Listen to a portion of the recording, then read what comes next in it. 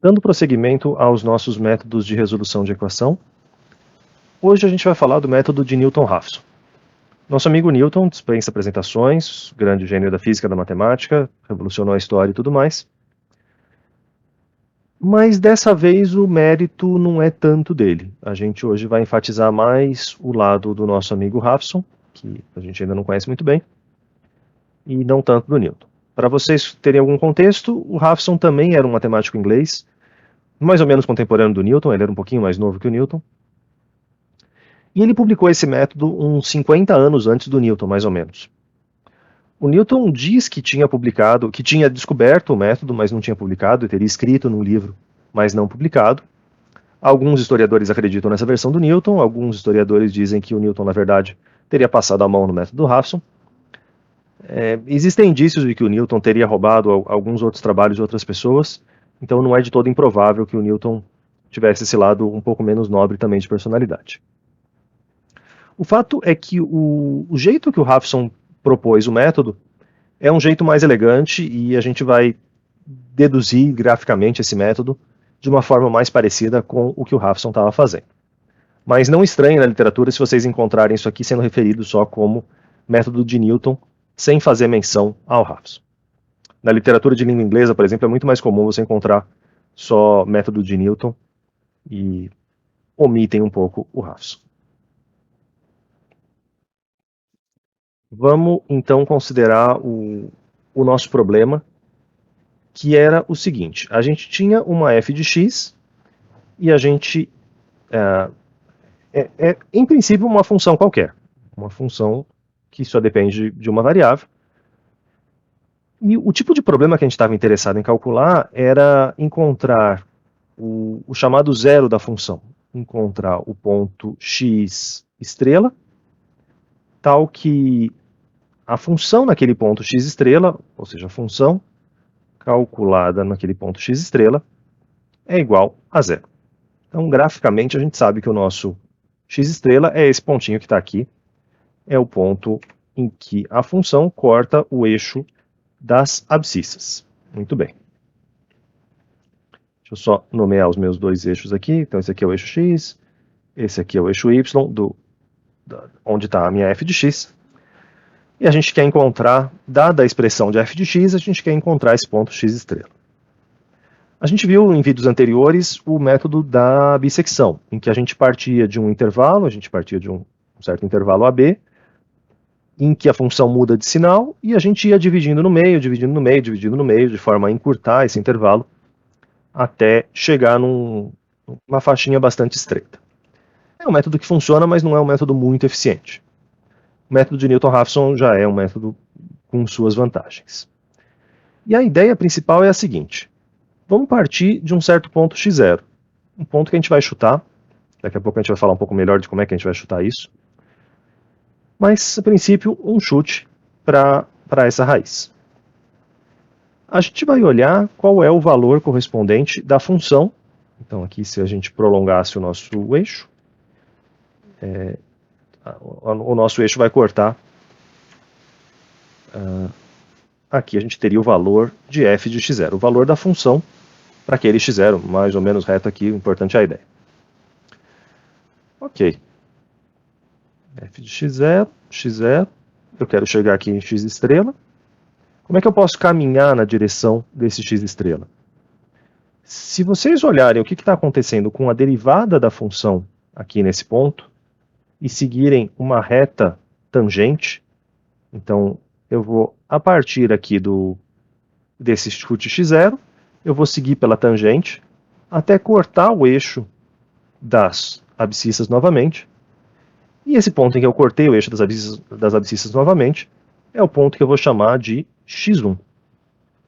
E aí eu vou repetir o processo. Eu vou, a partir desse x1, subir aqui na vertical, até o ponto, aqui vai ser a minha função no ponto x1.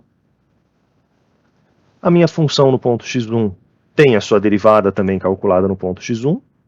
E eu posso agora descer por essa...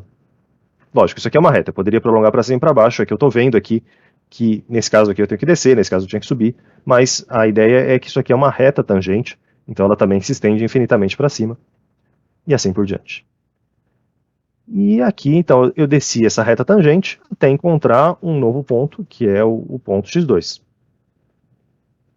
E eu posso repetir o processo. A partir desse ponto x2, eu subo até aqui, aqui é a f em x2, eu calculo a tangente vai me dar alguma coisa aqui, eu vou descer até esse ponto, calculo e desço.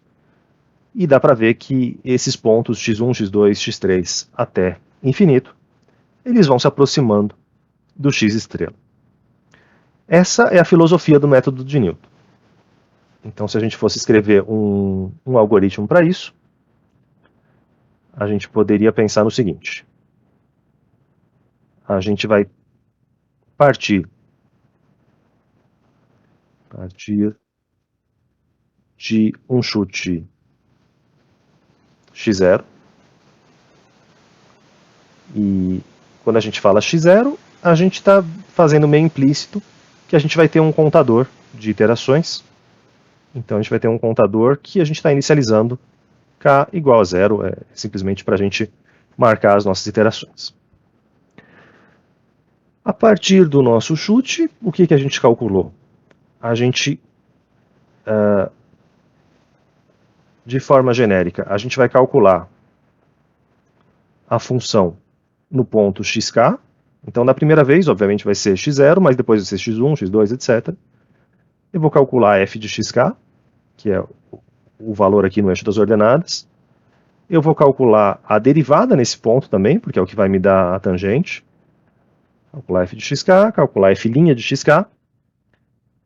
E por enquanto eu estou escrevendo de um jeito um pouco mais informal, depois a gente faz a matemática completa. E a gente vai seguir pela tangente.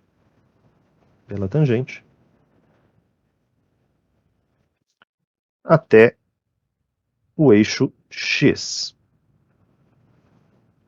Seguindo pela tangente até o eixo x. E aí a gente vai ver se a gente convergiu ou não. E convergir, de novo, a gente não sabe quanto que é o x estrela. A gente quer chegar lá, mas a gente não sabe o valor dele. Então o que a gente pode fazer é... Aqui faltou uma coisa importante. Seguir pela tangente até o eixo x. E isso aqui vai me dar determinando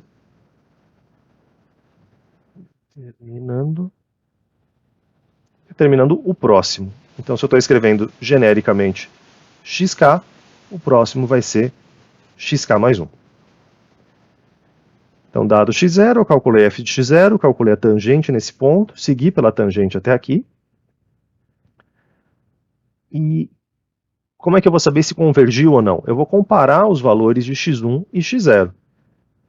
E aí a gente faz a mesma comparação de sempre. Aqui eu vou escrever uma comparação em valor absoluto, poderia ser uma comparação em valor relativo, poderia ser as duas ao mesmo tempo, tudo isso é usado na prática. Então, se o módulo de xk mais 1 menos xk for menor do que um epsilon, sempre uma tolerância dada, um valor que a gente diz quão pequeno a gente quer, quão preciso a gente precisa que o problema seja. A gente está tirando o módulo, porque a gente não sabe se o x0 é maior que o x1, se o x1 é maior que o x0, tudo é possível também. Então a gente faz a comparação em módulo, mas se esse módulo é pequeno, quer dizer que os dois pontos estão muito grudadinhos. Ainda não aconteceu, mas a gente vê o x3 e o x4, eles estão caminhando para ficar cada vez mais grudados um no outro. Então, se isso aqui é muito pequeno, a gente pare, e a aproximação de x estrela, ou seja, qual que é a nossa resposta? A nossa resposta vai ser aproximadamente o xk mais 1, o último ponto que a gente calculou, é o que vai estar mais perto da raiz, vai ser a nossa melhor aproximação. Agora, se isso aqui não for verdade, caso contrário, qual que é a parte do nosso algoritmo que a gente repete? É o passo 2. Então, caso contrário, a gente vai incrementar o valor do nosso k recebe k mais 1, ou seja, a gente passa para a próxima iteração, o x1 vai tomar o lugar do x0, e a gente vai voltar para 2. E aí a gente vai repetir isso aqui até que tudo dê certo. Já adianto para vocês que nem sempre vai dar certo, mas daqui a pouco a gente fala dos detalhes de quando é que isso vai dar certo e quando é que vai dar errado. Esse é o básico do algoritmo. Mas esse ponto 2 que eu escrevi aqui, esse ponto de calcular a tangente, de como é que a gente faz isso, ele tem um detalhezinho matemático que vale a pena a gente trabalhar com mais detalhes, com mais ênfase. E eu vou fazer aqui embaixo do gráfico, que eu acho que fica um pouco mais claro. A gente está visualizando o gráfico o tempo inteiro. Eu vou escrever em particular para o ponto x0, x1 e x0, e depois a gente escreve a versão geral para xk.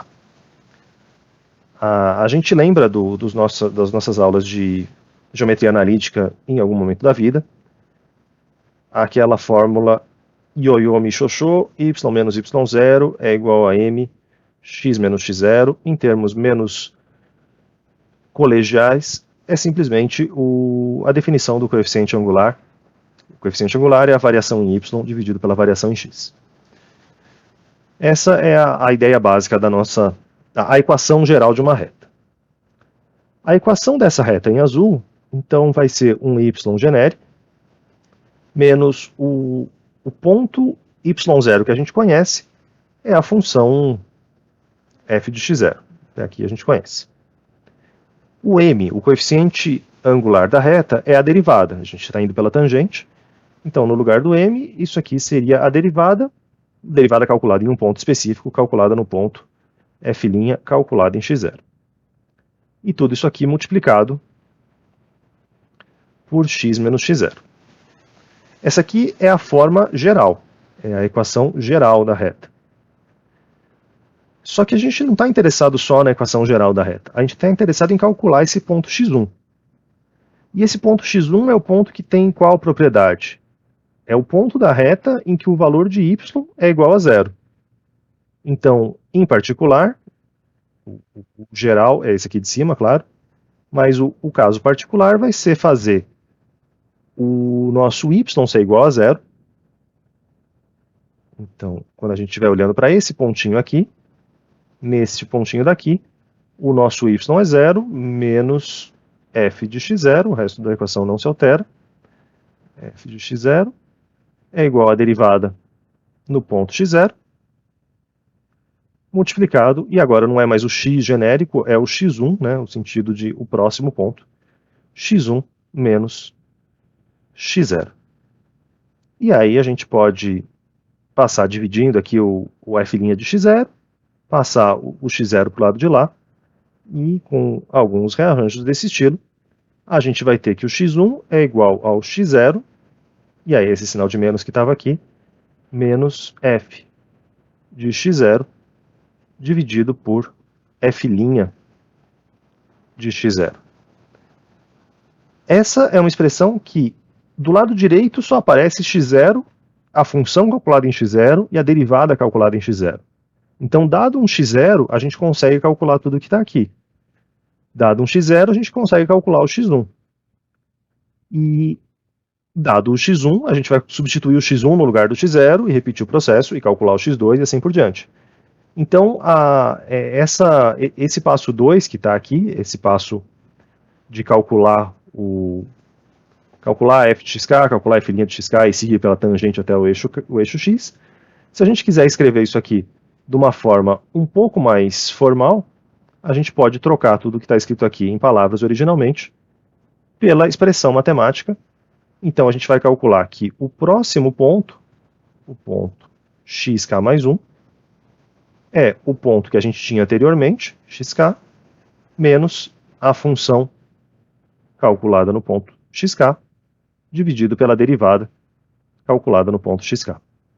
Tá? Essa aqui é a expressão matemática do que a gente tinha escrito anteriormente com palavras, e é uma recorrência, é uma expressão que, dado x0, calcula x1, dado x1, calcula x2, e assim por diante, a gente consegue iterar até quando a gente quiser.